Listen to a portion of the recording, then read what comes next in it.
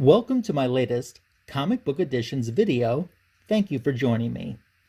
I'm very excited to show you some recent acquisitions to my personal comic book collection, 4 of which are books off of my top 12 most wanted of 2020 list. It's a great feeling knowing I already have a third of my list accomplished this year. If you're a new subscriber to my channel, hang tight for some new subscriber shoutouts, which will come up before we wrap up this video. Let's get started with the books. The first one I have to show you is Spider-Woman Volume 1, Issue Number 4. It's interesting when you reread these early Spider-Woman comic books, you kind of really get the feel that Marvel didn't exactly know what direction they were going to take this character. The character certainly feels a lot different than she felt when Volume 1 wrapped up with Issue Number 50. By the way, getting Issue Number 4 means I have every comic in the Volume 1 series right now. You might remember a story I told in a previous Comic Book Editions video of recently going to a comic book show and I picked up Issue Number 5, thinking that was the book that I needed to have all 50 issues. Well, it turns out I already had Issue Number 5. It was Issue Number 4 that I needed. Well, the story actually has a happy ending because one of my friends who has the one and only Savage She-Hulk comic book that I need to wrap up my run of She-Hulk comic books is going to trade me that for my duplicate Spider-Woman number 5. But eBay is where I turned to be able to fill in this last book that I needed for the run, and I'm very happy I did. Got it at a very good price. And since I was on eBay, which these first 3 books that I'm going to show you come from, I always like to look to see if the seller is selling anything else. That way I can combine on shipping. This next book, I was the only bidder on. And how can you refuse a nice Silver Age World's Finest issue 180 for 99 cents? You can't refuse that. That classic Neil Adams cover. Good story too. I was very familiar with the cover, more familiar with the cover than I was with the story. I do remember about 5 years ago or so when DC Comics had Neil Adams pay tribute to himself by taking these classic covers that he had done throughout the years and recreate them with their current and modern heroes. And in this cover, they had Wonder Woman lifting up Superman. I actually have a print of the modernized version of that signed by Neil. Another book that the seller had turns out to be now my oldest Fantastic Four comic book in my collection. It's issue number 43. I know it's a little bit beat up and a little bit worn and a good condition, good and maybe good minus, but for $3.50, which it was right around that range. That's what I picked it up for. You can't pass that up. Issue number 44 was actually my oldest Fantastic Four book until I picked this one up, now the issue prior. This is so old, this was back in the days when Medusa from the Inhumans actually was an antagonist and a villain for the FF.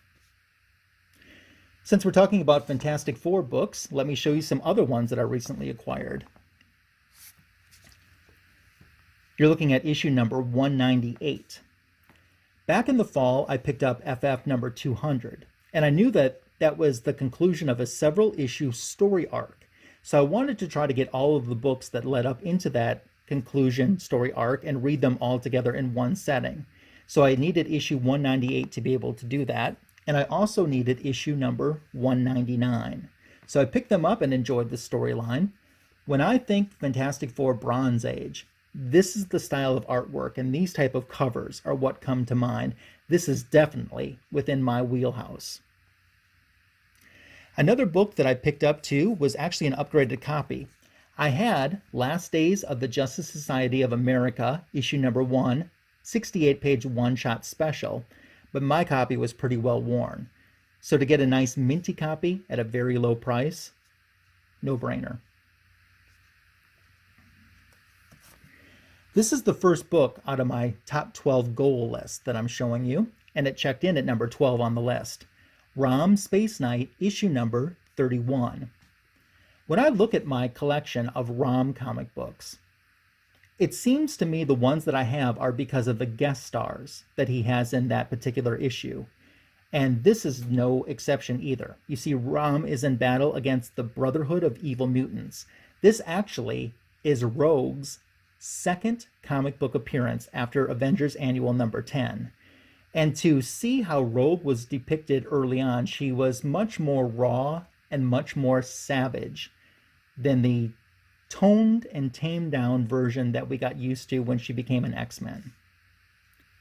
Now, in my comic book goals for 2020 list, I did mention as a side note, I was hoping to pick up issue number 32, which is a conclusion to this storyline, although it didn't actually technically make the top 12.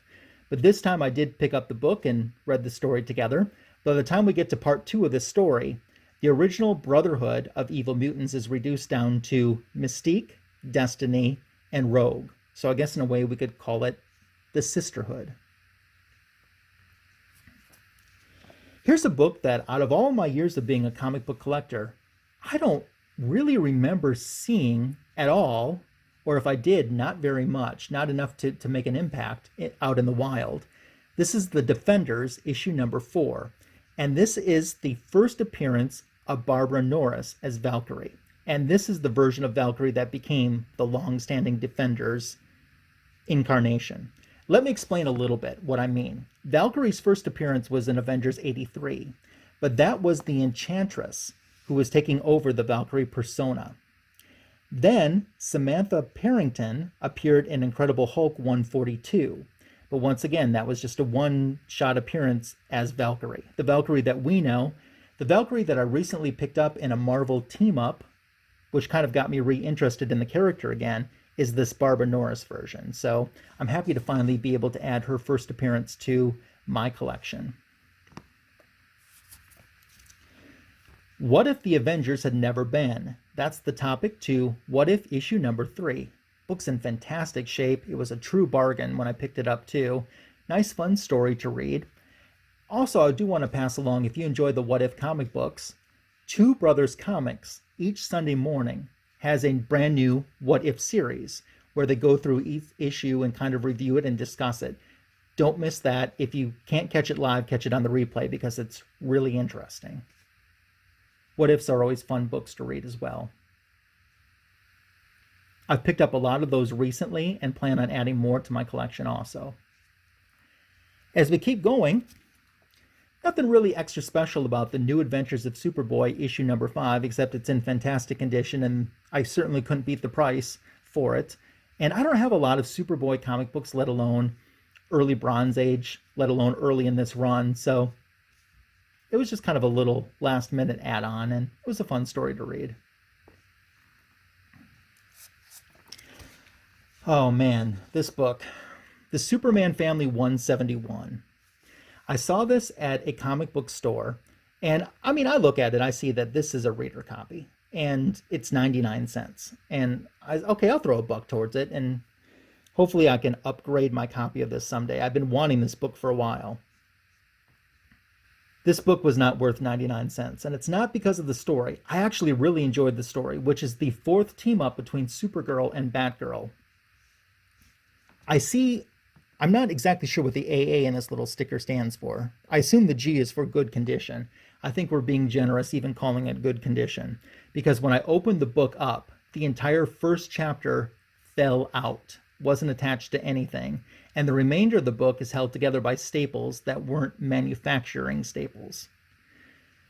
It's so bad, I didn't even put the book in my CLZ app because I want to get a new, better, upgraded copy of it, and I didn't want to have it in my app and get confused sometime when I ran across the book in the future and not purchase it.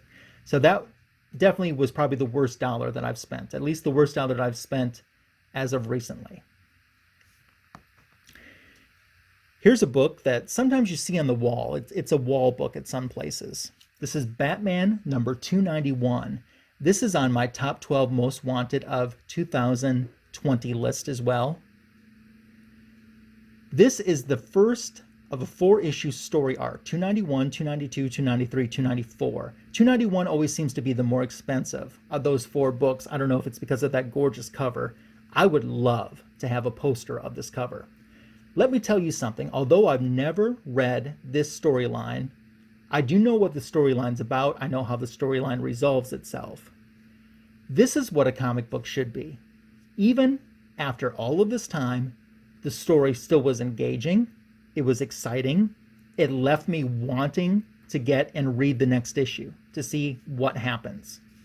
I can't praise this book. This is a comic book done right. I'm kind of surprised, since this is a little bit pricier book, to find it as low as I did on eBay, especially in such nice condition and shape as it's in. So that's why I snatched it up. I actually thought when I put together my top 12 list of 2020 that this wouldn't be a book that I would check mark, at least in the beginning part. I thought that would be a book closer to the end before I finally got around to getting it. But I'm super glad that I got it. The rest of the issues in this story arc aren't nearly as expensive, and I do plan on getting them and filling out that collection as well.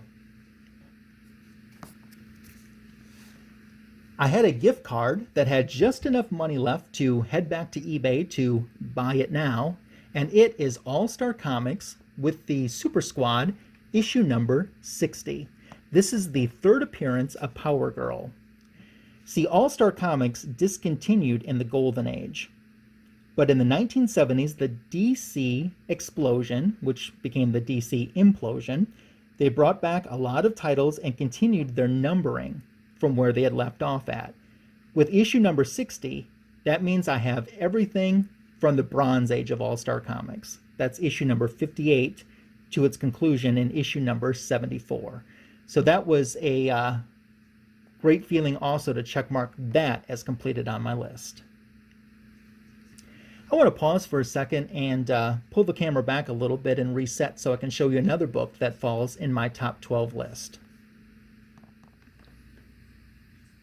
All right, we had to jump back and make room for the king. All-Star Collector's Edition C58, which is Superman versus Shazam.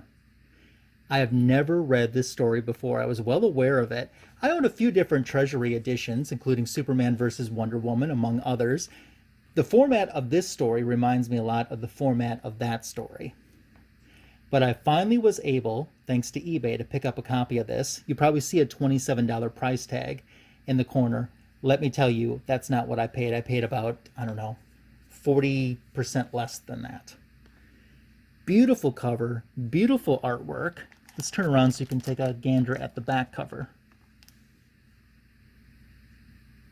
Incidentally, of note, on the front cover, you saw Supergirl down in this area, but on the back cover, you don't see Supergirl on the screen. Guess there wasn't enough room for her. This book was so much fun to read.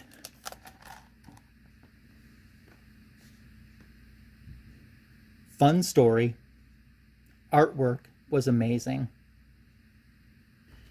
I mean, put this in perspective. This big Treasury size compared to the size of a Marvel graphic novel.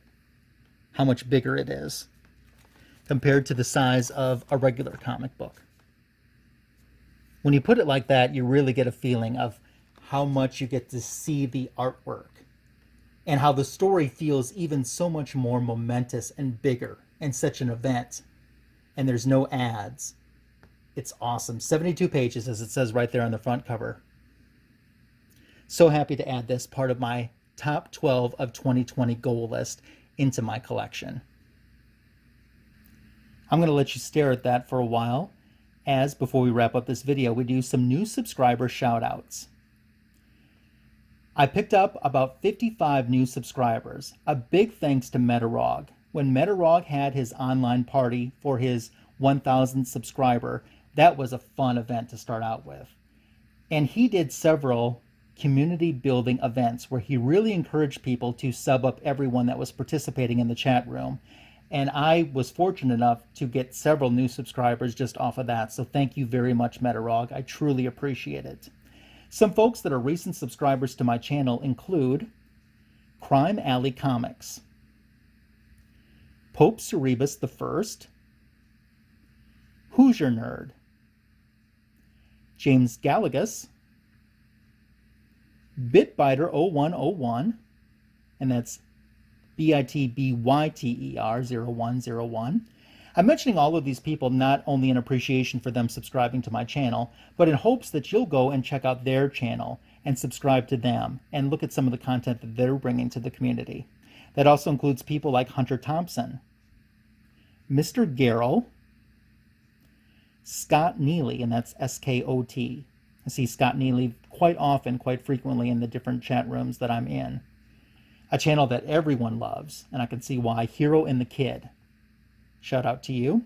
I Love Disney and Comics is a subscriber to my channel, as is Fiverr's Revenge. We can't forget about Mr. Miracle Comics. From Heroes to Icons. Genome Presents. Knights_of_old. This next username, how can you not love or want to check out a channel that's called Nerd vs. Fat? You just got to check that out. That is so creative. That is so awesome. The_Mastodon is another new subscriber to my channel. Funk Comics 814. Mike W. Rogers. I see Mike quite frequently in the chat rooms as well. Nike Jam 251. I'm really happy to have Comic Head 84 as a new subscriber. He puts out some amazing content, and he's got such a cool personality, super talented. Can't recommend him enough. Sinsaro. MK Hobbies. J Hood Creative. Silver-haired Bronze Age Babe Comics. If you want to know about Superman, that's the channel you turn to. She certainly knows what's going on there. Mark the Cutty Sark. I always want to keep saying it's Mark the Cutty Shark, but it's not. It's Mark the Cutty Sark, who I see frequently in the chat rooms as well. Thank you for subscribing to my channel. As well as TJ Slowdragon Watson. That's a cool name. Caleb Leland. Steve Whiting. Boatwright Family and Comics. Both Steve Whiting and Boatwright Family and Comics, two of the most generous people in the comic book community that you could ever come across. Acme Comics is also a new and recent subscriber to my channel. Simple Simon. I love how that just rolls right off the tongue. Simple Simon. Axanar Comics. Hopefully I pronounced that correctly. AXANAR. Axanar Comics. Somebody who has thousands of subscribers, a very big channel in the comic book community, but still found my channel worthy enough to give a subscription to, is Alex the Comic Hoarder. Alex, I watched your videos before, long before I even ever thought about having a channel, so I do appreciate you having subscribed to mine. Backseat Driver 5280 and Bubba French 20. These are all new and recent subscribers to my channel. I think I've had about 55 new subscribers. Obviously, that wasn't 55 list of names. Sometimes YouTube does not tell me who has subscribed because of the way the user's settings is set up. So if you are a recent subscriber and didn't get a shout out, please contact me because I want to take care of that. I think everybody should be recognized, and I want you to know how grateful I am for your support. You can email me at magiclasso@yahoo.com, or if you want to reach out to me on Instagram, there I'm under the username TheMagicLasso. So that brings an end to this Comic Book Editions video. Thank you so much for joining me. If you would consider giving this video a thumbs up, I certainly would appreciate it. If you haven't subscribed to my channel, hey, that would be awesome. I'd love to be reading your name and a new subscriber shout out with my next video. So please consider doing that. It's a wonderful way to show support to my channel. Leave a comment. What do you think about the books that I got? Do you have any of them? Are you looking for any of them? Until we get the chance to visit again, thank you again for spending time with me today, and have a great rest of your day.